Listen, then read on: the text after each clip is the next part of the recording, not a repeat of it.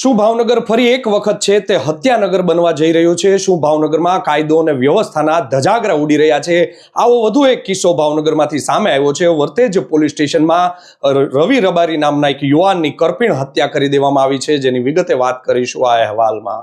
વૈષ્ણવજન તો તેને કહીએ જે પીડ પરાઈ જાનાને રે. નમસ્કાર દર્શક મિત્રો, નવજીવન ન્યૂઝમાં આપનું સ્વાગત છે. હું છું આપનો યશપાલ સિંહ ચૌહાણ. છેલ્લા લાંબા સમયથી ભાવનગરમાં કાયદો અને વ્યવસ્થાની સ્થિતિ છે તે કથળી હતી અને ત્યારબાદ ભાવનગરમાં નવનિયુક્ત એસપી નિતેશ બાંડેની નિમણૂક કર્યા બાદ ભાવનગરમાં કાયદો અને વ્યવસ્થાની સ્થિતિ છે તે થાળે પડશે તે સ્થિતિમાં કંટ્રોલ આવી ગયો છે તેવું લાગી રહ્યું હતું. પરંતુ થોડા લાંબા સમયથી ફરી એક વખત છે તે ભાવનગરમાં કાયદો અને વ્યવસ્થાની સ્થિતિના ધજાગરા છે તે આવારા તત્વો ઉડાવી રહ્યા છે. ભાવનગરનું ખાસ કરીને વર્તેજ પોલીસ સ્ટેશન આવ્યું છે, જેમાં લાંબા સમયથી આવારા તત્વો છે તે બેફામ થયા છે. વર્તેજ પોલીસ છે તે કુંભકર્ણ નિંદ્રામાં સૂતી હોય તે રીતે તેના વિસ્તારમાં છે તે આવારા તત્વો બેફામ બન્યા છે. હત્યા હોય, લૂંટ હોય, દેશી દારૂના હાટડા હોય, જુગાર હોય, તેવા અનેક ગોરખ ધંધાઓ છે તે વર્તેજ પોલીસ સ્ટેશનની હદમાં ચાલી રહ્યા છે, જેને લઈને ત્યાં વર્તેજ પોલીસ સ્ટેશન તેમજ તેની સાથેના 5 પોલીસ સ્ટેશનને સંલગ્ન છે તે ભાવનગરના રૂરલના એએસપીને મૂકવામાં આવ્યા છે. એએસપી ઘનશ્યામ ગૌતમની આની નિગરાણીમાં 5 પોલીસ સ્ટેશન રાખવામાં આવ્યા છે, પરંતુ એએસપી કક્ષાના અધિકારીને મૂક્યા હોવા છતાં પણ ત્યાં કાયદો અને વ્યવસ્થાની સ્થિતિ છે તે સતત ડામાડોળ થઈ રહી છે.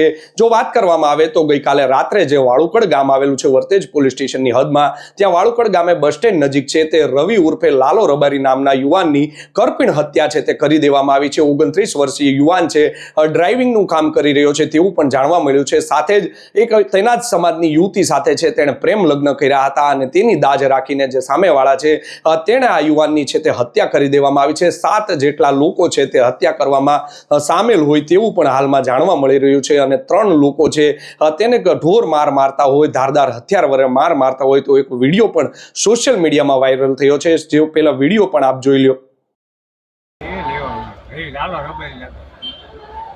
તો આપે જોયું આ ભાવનગર છે સંસ્કારી નગરી તરીકે ઓળખાય છે, પરંતુ તમે જે વિડીયોમાં જોયું તેમ બેફામ માર છે તે યુવાનને મારવામાં આવ્યો છે, તેનું 2 વ્હીલર પાડી દેવામાં આવ્યું છે અને સાથે જ ધારદાર હથિયારો વડે તેની હત્યા કરતો વિડીયો છે તે વાયરલ થયો છે.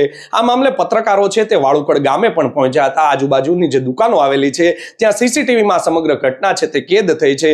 વિડીયોમાં 3 યુવાનો છે તેને માર મારતા દેખાય છે, પરંતુ સીસીટીવીમાં 7 જેટલા લોકો છે તેની હત્યા કરતા હોય, તેને ઢોર માર મારતા હોય તેવું વાયરલ થયું છે.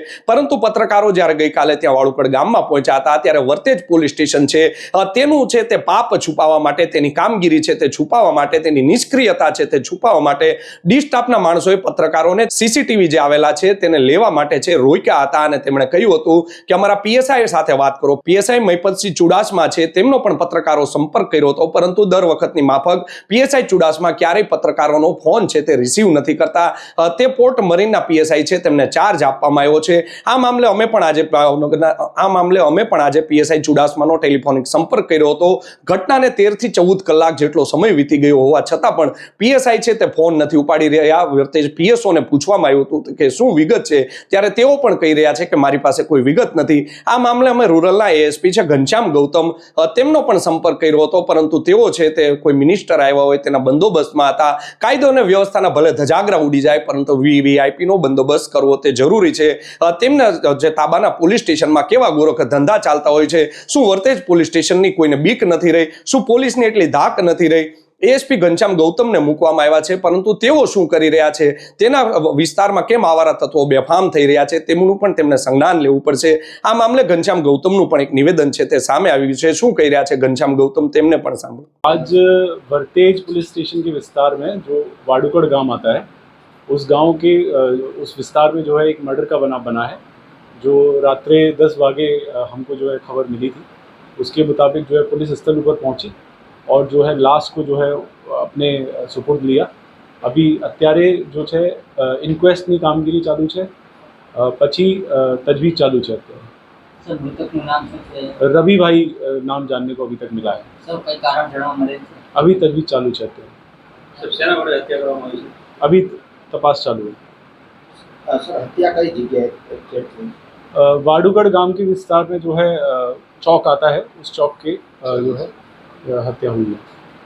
સર પ્રાથમિક વિગતમાં હત્યામાં કેવા પ્રકારના હથિયારનો ઉપયોગ કરવામાં આવ્યો? चाकू के छरी और चाकू से उसको जो है घोप घोप कर बार बार मारा है, ऐसा आया है हमारे इस हत्या के अंदर कितने लोग थे?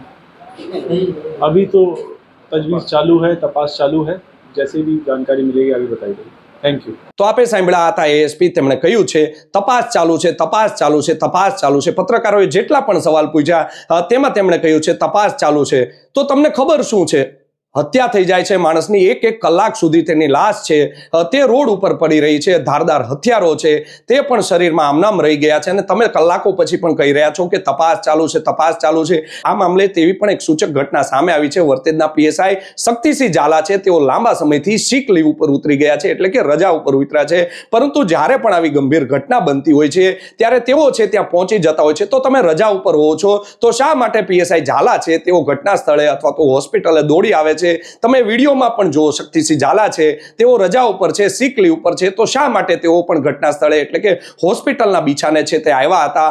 અનેક એવી ઘટનાઓ ઘટે છે, છેલ્લા લાંબા સમયથી તેઓ સિક લીવ ઉપર છે. તો પોલીસ તંત્રએ, ભાવનગરના એસપી નિતેશ પાંડેએ પણ તપાસ કરવાની જરૂર છે કે તેઓ સિક લીવ ઉપર છે તો શા માટે તેઓ છે તે તપાસ કરવા માટે પહોંચે છે. તમે સિક લીવ ઉપર છો, તમે માંદગીનું બહાનું આપે છે, તમે બીજા બહાના આપ્યા છે, તો માંદગીમાં હો કે અન્ય કોઈ કારણસર તમે રજા ઉપર હો તો તમે એવું કેવી રીતે સાજા થઈ જાઓ છો કે તમે ઘટના સ્થળે પર પહોંચી જાઓ છો? આ મામલે યુવાનનું પીએમ છે તે હાલમાં શરૂ છે. કઈ પ્રકારની ઈજા તેમને કરવામાં આવી છે? 5 બહેનોનો એકનો એક ભાઈ છે તેની કરપીણ હત્યા કરી દેવામાં આવી છે, અને સમગ્ર રબારી સમાજમાં છે તે રોષનો માહોલ છે તે વ્યાપી જવા પામ્યો છે. જો સૂત્રોનું માનવામાં આવે તો મેં કહ્યું તે પ્રમાણે ગામમાં તેવી પણ ચર્ચા છે કે તેના જ સમાજની એક યુવતી છે તેની સાથે તેણે પ્રેમ લગ્ન છે તે કરી લીધા હતા, અને ત્યારબાદ આ જે મૃતક યુવક છે તેના પરિવારજનો છે તેઓ તેનું માગું લઈને તે જ ઘરે ગયા હતા, અને તેના પિતા છે તેને ખબર પડી હતી, અને ત્યારબાદ આ સમગ્ર હત્યાકાંડ છે તે સર્જાયો છે તેવી પણ લોકમુખે ચર્ચા છે. ઓથેન્ટિક વિગત છે તે અમે આપી નથી શકતા, કારણ કે 13 થી 14 કલાક જેટલો સમય વીતી ગયો હોવા છતાં પણ ભાવનગર પોલીસ છે માત્ર ને માત્ર તપાસના નામે ફીફા ખાંડી રહી છે. તેઓ કહી રહ્યા છે કે અમારી પાસે વિગત નથી, અધિકારીઓ છે તે ફોન નથી ઉઠાવી રહ્યા, માટે ઓથેન્ટિક વિગત છે જ્યારે ભાવનગર પોલીસ પ્રેસ કોન્ફરન્સ બોલાવીને આપશે ત્યારે શું સચ્ચાઈ છે, શું હકીકત છે તે પણ અમે તમને આપતા રહીશું. જો આ પ્રકારના સમાચાર છે આપને પસંદ આવતા હોય તો નવજીવન ન્યૂઝની ચેનલને લાઇક, શેર અને સબસ્ક્રાઇબ કરવાનું ભૂલતા નહીં. યશપાલસિંહ ચૌહાણ, નવજીવન ન્યૂઝ, ભાવનગર.